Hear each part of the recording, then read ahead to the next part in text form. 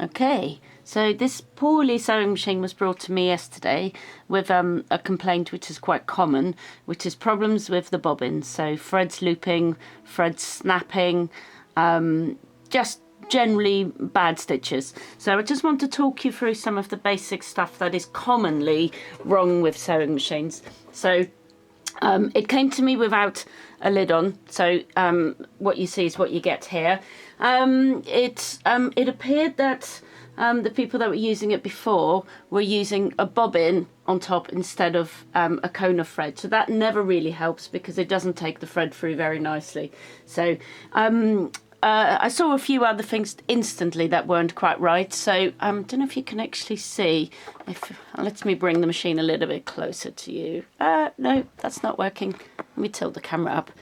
If you look at the tension up here, the tension on most modern sewing machines should just be left on 4. This one is on 1. So I presume that was done to counteract all kinds of nonsense going on in the bobbin area, and they were obviously hoping that that would help. Now, if the bobbin tension is fine, then the top tension should be fine on 4, but I will talk you through bobbin tension in a minute. So I haven't done any diagnostics yet. I don't really know what's wrong with it, so let's talk through all the things that I would do to help this poorly baby get back on its feet. So I would always check the needle first, so use pinky finger or ring finger to just run along the end of the needle. If you feel any kind of roughness, or if it's not sharp anymore. This isn't massively sharp, so if it's blunt or damaged, it could definitely cause tension problems. So let's just take that out and replace it. Sometimes that's literally all it needs. So let's have a little gander.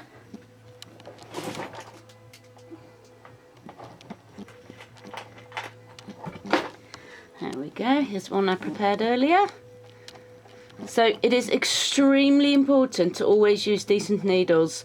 I highly recommend Smetch. I used to buy organ needles, but their quality has gone down considerably, I found, over the years. And now out of a box of 100, I sometimes get 50 that are blunt, even just straight out of the box.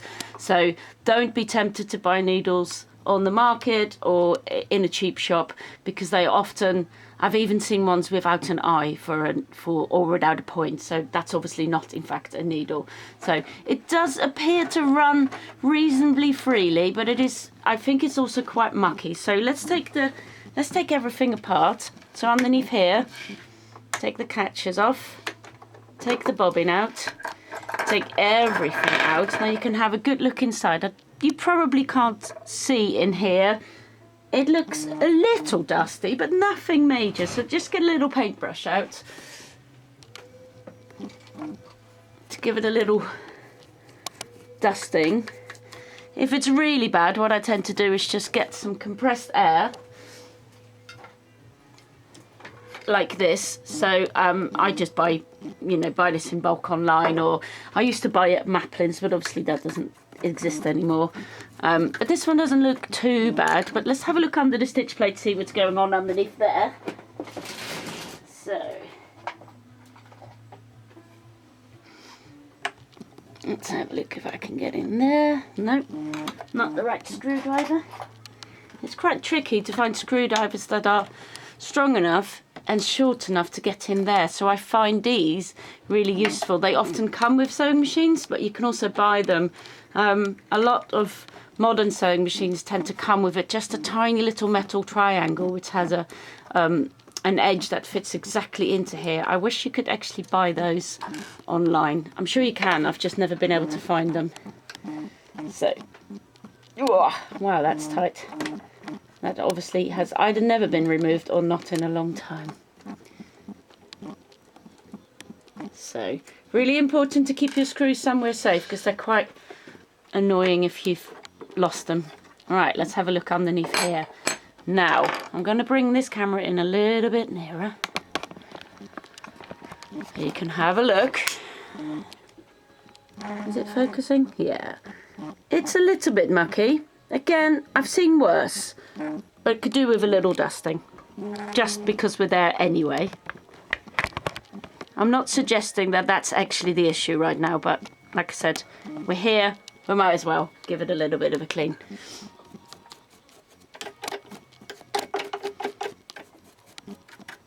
because I have this fabulous can of compressed air, just going to give it a little bit of a squirt around the back there. Oh yeah, some fluffs. They can actually cope with quite a lot of dirt before it stops them working properly. So I really don't think that that's the issue. So I'm just going to have a quick look up here, this little thingy here, just give it a little bit of a wipe with my hand. If it's really bad, actually I can see some rust in there, so that's not great. I'm just going to give that a little bit of a scrape. So rust obviously causes all kinds of friction. So it's not going to stop the machine working, but if it catches the thread or it stops the bobbin from turning, then that's obviously not a good idea. Right, let's have a look at the rest of this.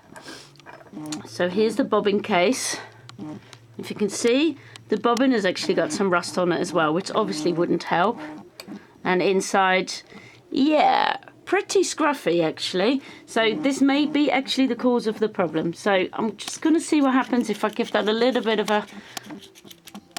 I know my dad would absolutely hate me for being so casual in removing rust. He would probably have a tool for this, but most people won't have anything like that, and this will usually just do a good enough job. So just give it a little bit of a scrape. It will definitely make it behave a little bit better than it was before. The other thing I have is emery board, and I literally just I get a bunch of cheap nail files from the pound shop, and just pull off. Well, that didn't work so well. So I just pull off a bit of the actual sandpapery stuff if I can get to it. Some of them are better than others. Some of them peel away quite easily. This one doesn't want to play ball. So if I can peel some off, that's great. If not, I just try and get that in and give that a little bit of a sanding just to smooth it over. Because that's the problem with rust, really. It just makes everything quite rough. So we'll see if that's done the job. Now, this thingy here, really important that this functions properly, because this is what makes all the bobbins spin round. So inside here, not too bad actually, but the thing to really watch out for, and this happens quite often, let's get it in focus. So this thing here, this hook, is the thing that picks up the top thread. So if you have repeatedly, or even once but quite hard, smash the needle onto this bit here, this often feels really rough. This one doesn't actually, but I tend to, if it feels a bit, just give it a bit of a sand. Again, just some nail files will do just fine. Just smooth it all over, because this needs to be smooth. If this is barbed, it will catch your thread and snap it, and all kinds of weird things with it in the process. So now let's put the whole thing back together. Just going to tilt the machine back a little bit. Hope you can see. So in here is the half moon of the hook system that stays inside the machine. And we've got this part here, which basically makes up the other half of that circle. Hold it in the middle by the spindle. I know my hand's in the way. I will show you how it works. Just put it in there. It doesn't really click into space, which is why it's definitely easier to either put your machine completely on its back or at least tilt it back a little bit. Okay, so then the next thing is this part here. This hole you can see on the top here is the bit that goes in on top. These bits here, the sticky outy bits, need to face you. So beware that the thing you've just put in is in there fairly loose. So be careful putting this in. There you go. And then do not forget to put the catchers on. Actually, I do tell a lie. I had done, when I found this machine, when I looked at it this morning, these catchers weren't on properly.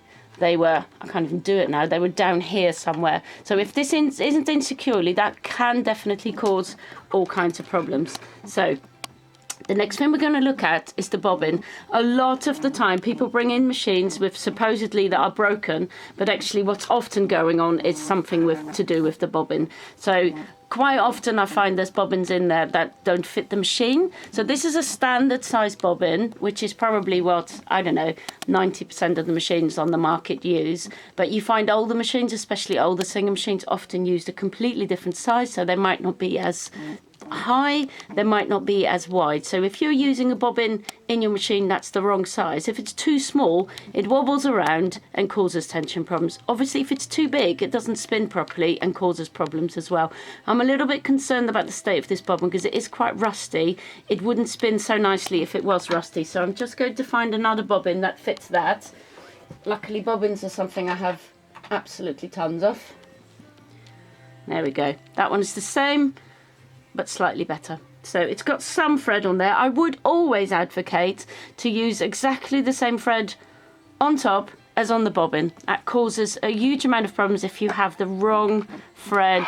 You know, say you've got something beautiful and expensive on here, like a Gutermann thread or what have you, and then on top you've got something that you've inherited from your granny and it's 100% cotton and it's prone to snapping and it's really chunky, then they definitely won't play with each other very nicely, and that can cause tension problems in itself. Right, okay, so what I've got on here is a cheap moon thread, Coates moon thread. It's absolutely fine for most purposes, and I've got some that matches that to put on top as well. Right, so I'm just going to have a little chat about bobbin tension here. So if your machine, straight out of the factory, and probably the first 10 years that you have it, the tension is set, should be set in the factory, and it should just be correct. The correct tension means if you hold it like this and jingle it, it should ever so slightly fall down. This is doing nothing at all, which basically means that the bobbin tension is far too tight. The thread just isn't coming out. To adjust that, it's the kind of thing that happens over time. So if it hasn't been done in 20 years or 10 years, depending on how much you use your machine, you will definitely need to adjust that. So this is a good way to check. There's a little screw just there that you use to adjust the tension. So I've got a little flathead screwdriver, and it's just a little bit of an experiment. I mean, it doesn't really matter if you know, over tighten or under tighten initially. You know, there is no kind of measuring system on there, so you just, wow, that screw is in really tight. It won't even turn. There we go, I think. Is that right?